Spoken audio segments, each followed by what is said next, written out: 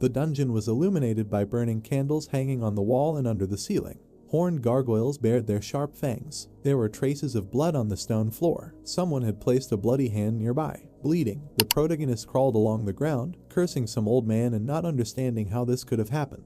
A snake was crawling along the corridor. Frowning, the guy thought that he could not die such a death. This death was too stupid. A huge snake opened its mouth and stuck out a long tongue. The young man realized that he would die today at the age of 38. He was worried about the moment when everything went wrong. Baring its fangs, the snake rushed at its victim. Gritting his teeth, the protagonist assumed that it began 15 years ago. 2025, the city dwellers were frightened when pillars of light struck the ground through the clouds. So-called tombs appeared all over the earth. Their appearance was accompanied by a powerful earthquake. They contained relics. People in uniform cordoned off the tomb, similar to the Mayan pyramid. On the table lay a golden knife and a bottle of potion. The relics completely changed the world, because these were objects mentioned in various myths, legends, traditions, and fairy tales. They endowed their owner with incredible power. The man cut the car with his sword. People worshipped the man with the aegis in his hands. Gradually, rumors began to appear about those who changed their whole lives, having received the relic. A group of adventurers walked along the corridors of the tomb. People began to hunt for magical items. Julian also joined them, albeit quite late. A glowing cube hovered in front of him. After a while, he managed to take possession of a very powerful archaeological relic, endowing its owner with reliable knowledge of all the tombs. The guy picked up the cube and grinned. It was a real jackpot, with the help of which he could end his miserable existence and start life from scratch. But it was too late.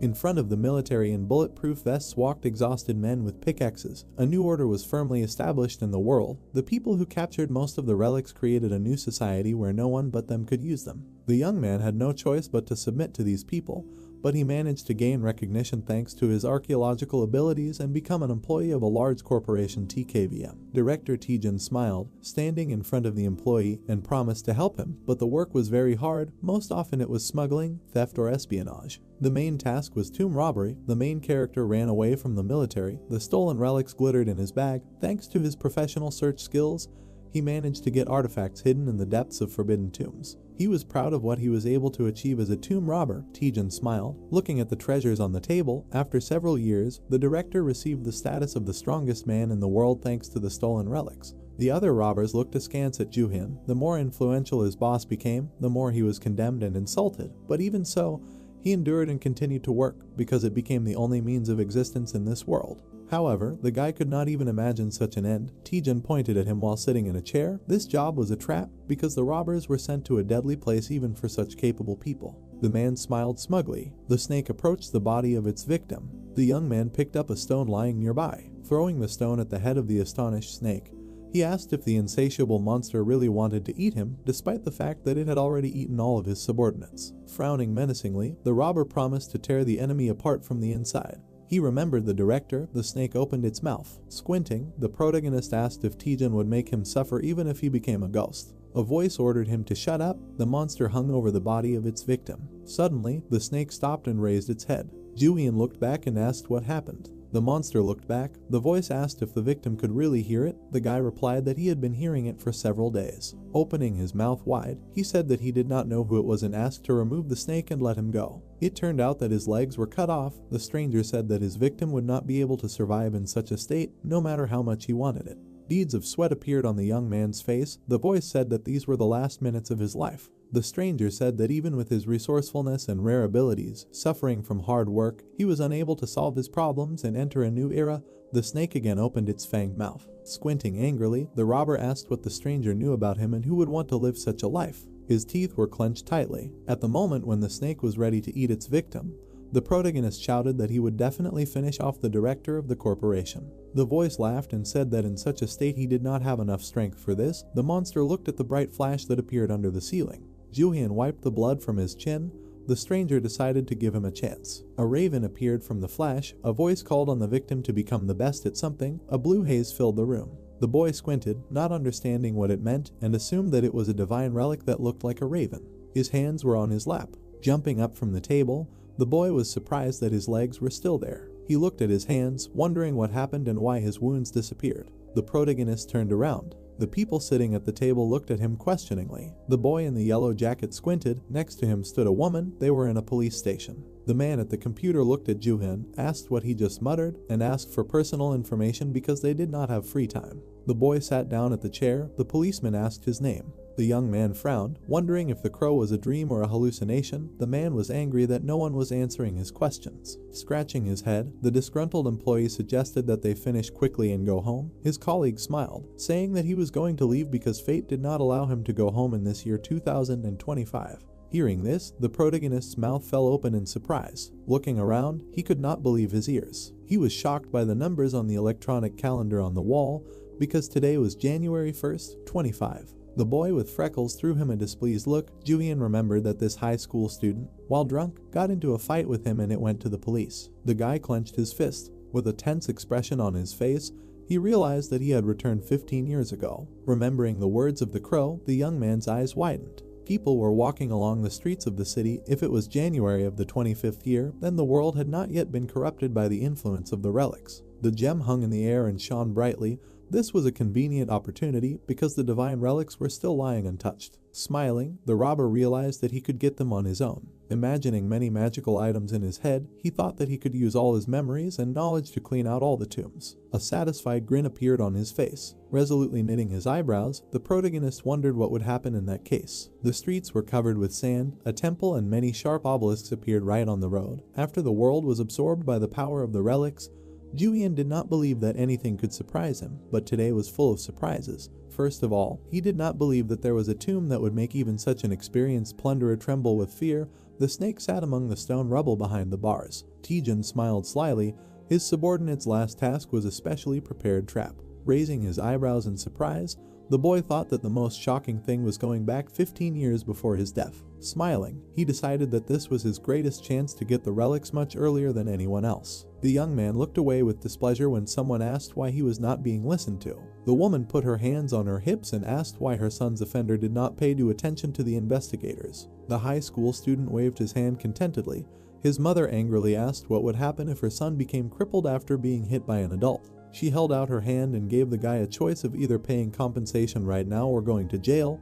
The protagonist frowned, thinking that he needed to sort this out first. Despite the fact that 15 years had passed, he clearly remembered how the schoolboy approached him and got into a fight himself. The boy didn't want to settle the matter peacefully, so he had to be taught some manners, but it must have been planned because the senior fell to the ground when he was touched. Then Juhyun knelt down and bowed because he had no choice but to apologize and ask for a reduction in the compensation amount. Squinting, the boy realized that he had no money. On the table lay a pickaxe and basic archaeological equipment. The young man wondered how he could get the relics without even having the right tools. Ruffling his hair, he thought that there must be a way out and assumed that this was just a fantasy. Shaking with anger, the woman asked why she was being ignored. Swinging her hand, she shouted that you need to listen when you are spoken to. The senior and the policeman opened their mouths in shock. The young man's blue eyes flashed. With a sharp movement, he grabbed the woman's hand. The thief looked at her in surprise and realized that his fighting skills, experience, and knowledge gained over 15 years were still intact. Deciding that it was even better this way, the protagonist pulled the shocked woman's hand aside and asked her to calm down. Frowning menacingly, Juhyun explained that her son had started the fight first and that the woman looked very stupid. Hearing this, the high school student swung his fist, wanting to defend his mother's honor. When he missed, the boy shouted that he wanted to show generosity and let the offender go the easy way. The guy grabbed his hand. The high school student raised his eyebrows in surprise. When they threw him to the floor and twisted his arm, he screamed that it really hurt. The young man opened his mouth, deciding that his body was definitely lighter since there were no side effects from the relics. The angry policeman approached him, shouting that you can't start a fight in the police station. The robber raised his hands and explained that he could not pay the compensation, so the officers could lock him up, and the woman sat down next to her son. Frowning, she said that it was a big mistake to think that it was better to have a criminal record than to pay money. The protagonist looked around, thinking that things like a criminal record would soon lose their meaning. People were sitting behind bars. When the relics appeared, the world would be mired in chaos and lawlessness. Juhyun sat on the floor, leaning against the wall. Sitting opposite the man lying on the floor, he decided that combat skills alone would not be enough and that he needed to quickly find the means to find the archaeological relic. Squinting, the guy began to think about what he should do. Suddenly, he was surprised by a purple haze that appeared. The inscription Tomb Raider appeared in front of his eyes. Not understanding where this text came from, the young man hit himself on the head, thinking that his eyesight was failing him. A description of a pathetic pickpocket who couldn't even use a shovel appeared in the air. The robber stood up and decided that the relic or the crow was involved. He shook his head and asked if the crow was watching him. Purple windows began to pop up around him. One of them described basic skills. So far only reconnaissance was among them, allowing you to observe the area within a radius of 1 meter. Looking at the game's skill window, the protagonist's eyes widened. He hit it with his hand and furiously asked if the crow really thought his life was a game. Noticing the glow, Jukin looked around. A window with a new task appeared, following which he needed to activate 4 basic skills to become a full-fledged tomb robber. The policeman approached the bars and asked the embarrassed prisoner to be quiet and not make any noise. The boy realized that the status windows were only visible to him, with the corners of his lips lowered in displeasure. The cricket was sitting on the floor next to the bars. Imagining himself grabbing the treasure, the young man thought that he could examine everything in detail within a radius of 1 meter, but this skill was no different from the effect of an archaeological relic. Having called up the skill window, the robber realized that all his past skills were inside this mode and that he had the opportunity to open even more skills. Grinning, the protagonist thought that if all his skills were like this, there was no point in going for the archaeological relic, which was quite convenient. Wondering what the crow was up to, he looked around, deciding that relics did not help people for nothing. Someone called his name. A man was standing behind the bars, waving his hand. The heroes left the police station. The man said that this schoolboy was a hardened criminal. Smiling, Yungu explained that there were several more victims of this scammer and promised to take care of this incident. Smiling back, Julian thanked his friend. The detective took in the protagonist when he was left an orphan and treated him like family. Raising his eyebrows, he asked what he was being thanked for. Looking at his friend laughing, the guy thought that he had not noticed before how young he looked 15 years ago. Hearing that they wanted to ask him something, Yungu looked back. Seriously lowering his eyebrows, the young man asked if there were any reports of paranormal phenomena or supernatural powers. The man asked if his friend was drunk. Scratching his chin, the detective said that his wife definitely has supernatural powers, because she always manages to find the stash. Smiling, the thief realized that there was no news about the owners of the relics yet. Putting his hand on his shoulder, Yungu asked his friend to go home and rest. He smiled and waved. Tombs were about to appear all over the earth. So far there have been no significant changes in the world, since the owners of the relics have not yet been determined. Waving back at his friend, the protagonist decided that it was time to act, since he already had the opportunity to use the skills, thanks to which the probability of his plan being realized was high. Entering the alley, Julian thought that his main problem was the lack of money and that the best relics appeared in Europe and America at first. Squinting, the guy wondered how he would pay for the flight. Someone called his name. Smirking, the man asked why his friend was walking around doing nothing when he should be putting more effort into his work. Behind him stood people in formal suits. The young man, his mouth open in surprise, remembered these people. Smiling, he realized that he had found his source of income. Kenty frowned and asked why his subordinate didn't respect his elders and didn't bow when he saw them. Introducing the man and the woman standing next to him, the thief remembered that the art dealer had opened an art gallery with his sister, but they were no good. The boy had to work for them moving boxes because he urgently needed money during his high school years. The man pointed at him and yelled. He didn't plan on staying at that job for long, but his siblings didn't want to let him go, so he worked there until he was 25. The boss slapped his subordinate on the back of the head. Even though the employee worked like everyone else, there was no respect for him. They treated him like a dog, holding him on a short leash and threatening to cut his salary. The blonde opened his mouth wide and yelled why his subordinate was silent. A fist immediately flew into his face. The protagonist pulled his hand back. Blood spurted out of the man's mouth. The rest of the gang saw their comrade fall to the ground. Juhyun frowned sternly and asked to tell the boss that he was no longer working for her. The man helped his colleague up. Kenty asked if his subordinate was really that stupid to quit his job. The guy cracked his knuckles, grinned and ordered the gang to give him his salary and severance pay. The men's mouths dropped open in surprise. The gang leader laughed, looked back and said that things would only get worse. He raised his fist and asked what his employee had just said. A spark flashed in front of his face. The young man punched him in the face. Blood started to flow from his nose. The thief grabbed his enemy's head and smashed it against his knee. Seeing their leader bleeding, the gang members called out to him. The blonde gritted his teeth. The man standing next to him frowned, asking what happened to their subordinate. His colleague asked if he knew how to fight. Deciding to attack at the same time, the bandits swung their fists. The protagonist hit one of them with his elbow. He knocked out the other with his foot. Seeing his comrades lying on the ground, the blonde spread his arms and asked what was going on.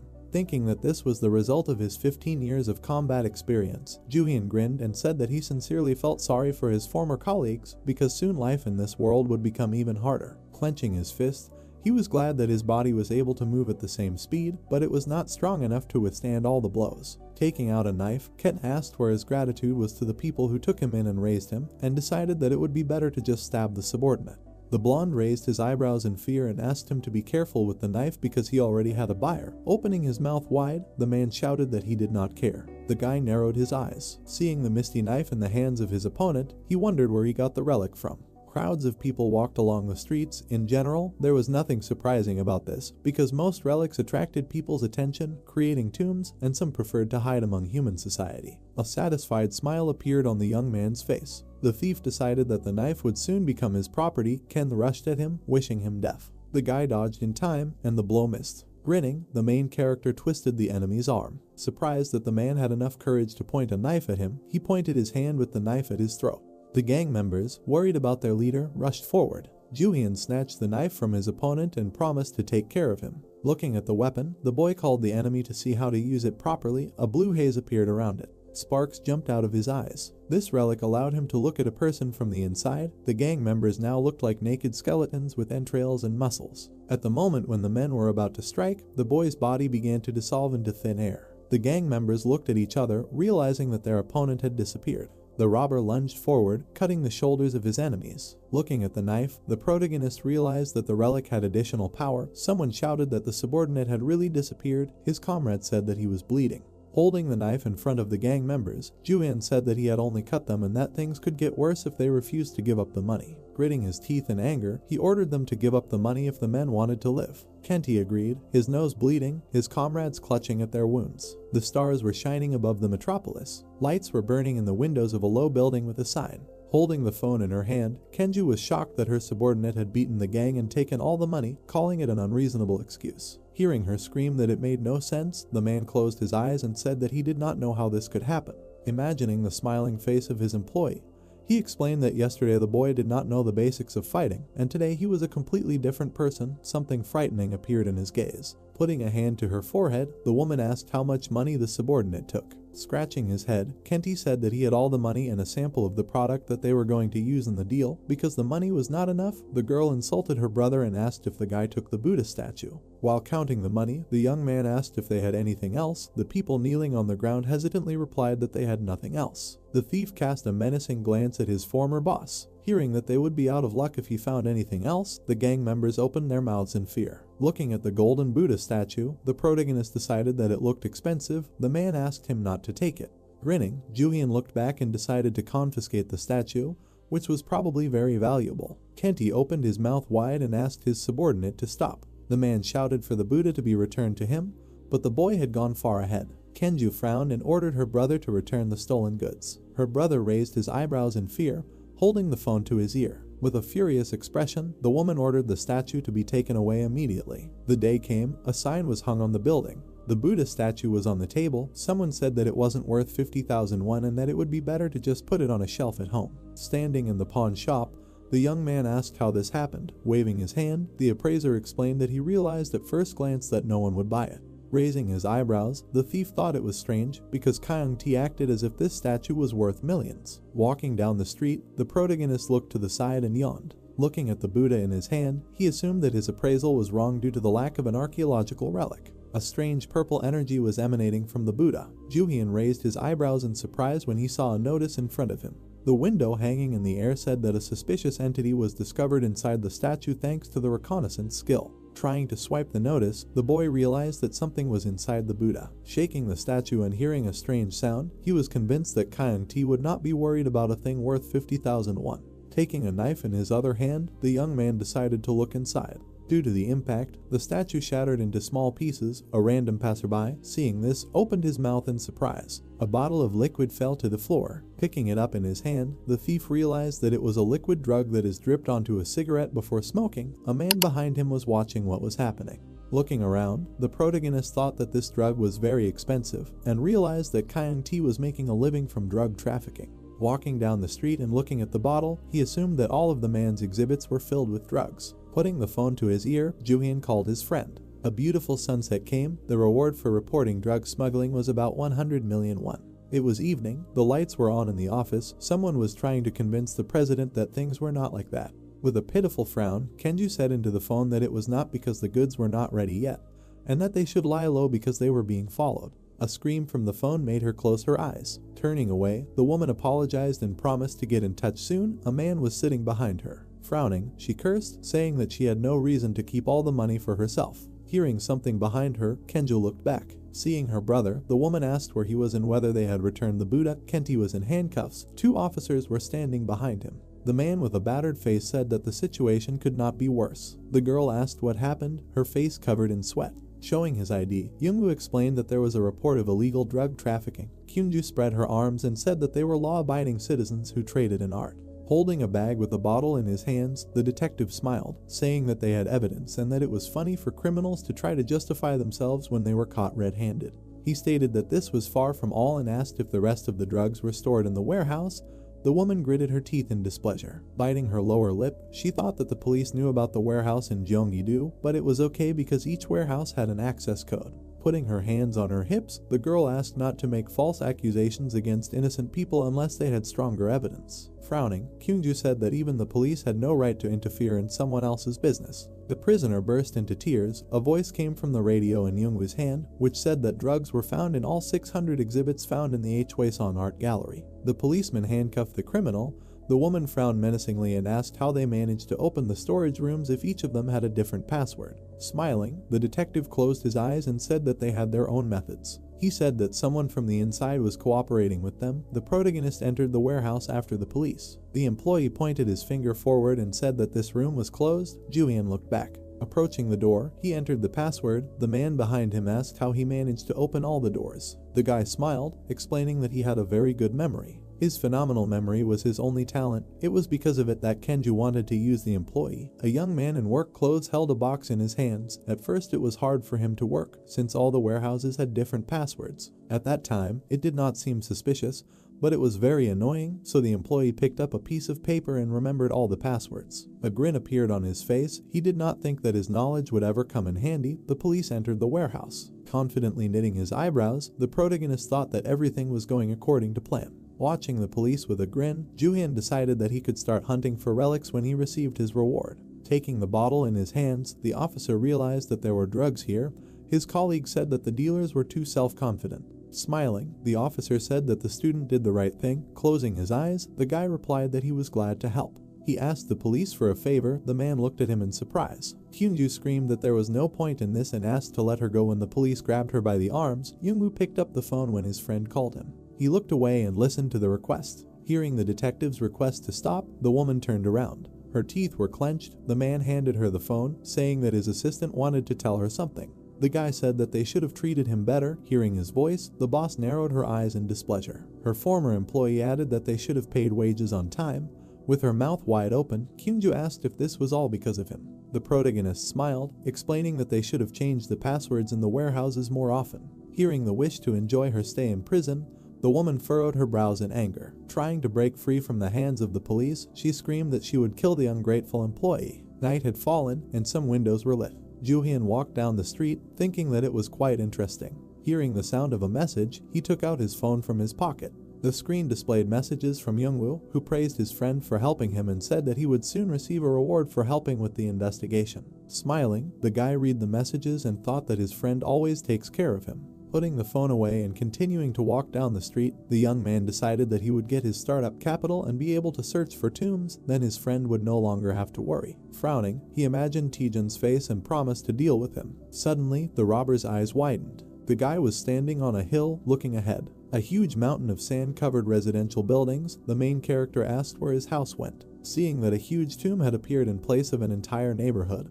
the woman burst into tears. Not understanding what was happening, the two men began to quarrel. A girl with a child in her arms asked her neighbors not to shout. A resident of the area asked how they could not shout in such a situation. An old man frowned and asked to explain what was happening here. A man in a military uniform raised his hands and asked everyone to calm down. The young man walked past the crowd. Watching what was happening, he thought that these people were understandable, but such situations would happen more and more often until the world was completely plunged into chaos. The protagonist remembered how all this happened last time. Then, while Kenti was smoking next to the blonde, he received information on the phone in the middle of the working day. But when he returned home, Juhyun did not see anything unusual. The lights were on in the windows of residential buildings, and there was no sand.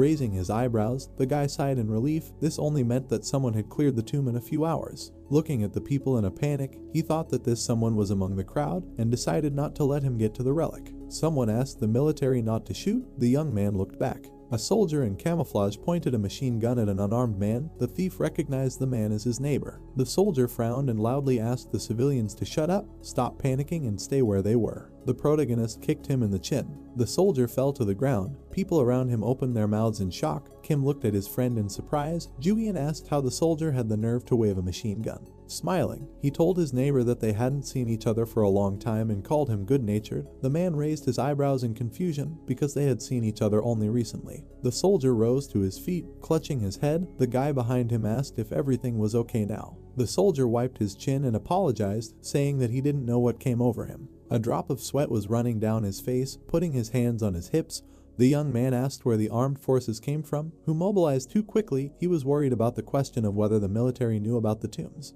The heroes stood in a crowd of people. The robber asked if the troops tried to get into the tomb. The soldier looked at him and said that he had no right to talk about it. Looking away, the protagonist thought that now the main task was to get ahead of the government representatives. Straightening his back, he said that this was their area and that the residents wanted to know why people with machine guns were here. Frowning, Julian threatened to report to his superiors about what their subordinate had done here. The soldier's eyes widened in fear. The guy offered to help each other to avoid problems and asked why armed people came here. He crossed his arms over his chest. The man in camouflage replied that their task was to destroy the object, first removing a certain thing located inside it, after which the soldier added that there was no need to worry because no one would be hurt. Scratching his chin, the young man realized that the government did not even know what they were dealing with. The frightened soldier added that several scientists had come with them who knew much more, so everything would go flawlessly. Thinking that the situation was becoming clearer, the thief smiled and thanked the soldier for his honesty. The man scratched his head. Turning around, the guy waved his hand and wished them luck. The soldier thanked him. Kim raised his eyebrows and asked if his friend had managed to find out anything. The protagonist answered negatively and added that they could only wait. Raising his hands, the neighbor was surprised by this, but his comrade had already left. Looking after him, the man asked where he was going. Left alone in the crowd, Kim thought that his neighbor was very strange today. There were only a few people near the tomb. The girl watched the soldiers talking. Putting the phone to her ear, Linda asked to double-check all the information because the Korean government should already know something about the tombs. The voice on the phone reported that the Koreans knew nothing. Looking around, the girl called it strange because there were soldiers everywhere. She smiled when the interlocutor answered that everything was under control and asked her to act according to the instructions and not to mention the tomb in conversations because this information was strictly classified. The man on the line asked for a status report. Walking forward, Linda answered that everything was fine. The dynamite had been successfully planted, so they would be ready to enter the facility very soon. A smile appeared on her face. The voice asked her to continue to follow protocol and not to miss anything, because each relic must be delivered safe and sound. A curly-haired man approached her and said hello. Abe smiled, declaring that the Americans weren't the only ones to reap the benefits of the new world. The man narrowed his eyes, surprised that the CIA had gotten here before them, and asked how the flight had gone, since it had been a long journey, and the woman cast a distrustful glance at him. She gritted her teeth when she heard how surprised he was by the abilities of the American rats. Putting her hands on her hips, Linda stated that, unlike the Japanese, they were extracting relics for scientific purposes, to make them the property of the entire world, because their task was to ensure cooperation and partnership throughout the earth. Abe smirked, asking what the whole show was for if the Americans weren't going to let anyone near the relics. The girl asked why her ally was so sure of that. Spreading his arms, the Japanese urged her to stop empty talk and set off for the artifact. The woman said that she could only wish her luck. The protagonist watched their conversation from around the corner. He realized that they were representatives of the CIA in Japan. Abe smiled while Linda looked at him with suspicion. A mountain of sand had grown in the middle of the city. Despite the fact that tombs had already begun to appear all over the world, their nature was initially unknown to the public. The military stood in front of a mountain of sand on which human faces were carved. When all this began, only a few of the most advanced countries competed for the spoils. The United States and Japan were among them. The people opened the box and took out a golden statue. The governments of these countries formed special teams to conduct excavations and extract relics all over the world. Squinting, Julian looked around the corner and thought that this time the relic would belong to him. The woman stepped forward, saying something. The guy thought that he should take advantage of their quarrel and try to finish in time so that he would not be blown up along with the tomb. Smiling, he decided that the agents did not have a single chance. The young man took a step forward, taking action. Hieroglyphs in an unknown language appeared under his feet. The thief narrowed his eyes in satisfaction. He liked that the relics, like living beings, were eager for acquaintance and attention. A circle of glyphs appeared on the road. Frowning, the protagonist for the first time assumed that they considered themselves important characters in the play. People looked at the glyphs that appeared on the ground with apprehension. Someone asked how it appeared there. A woman said that all this mysticism bothered her. Those who could read the glyphs could find the necessary information for a safe adventure in the runes, namely information about the traps, passages, and secrets of the tomb. Touching the hieroglyphs, Juhyun thought that he was not one of the majority of those who could not read them. The moment he found the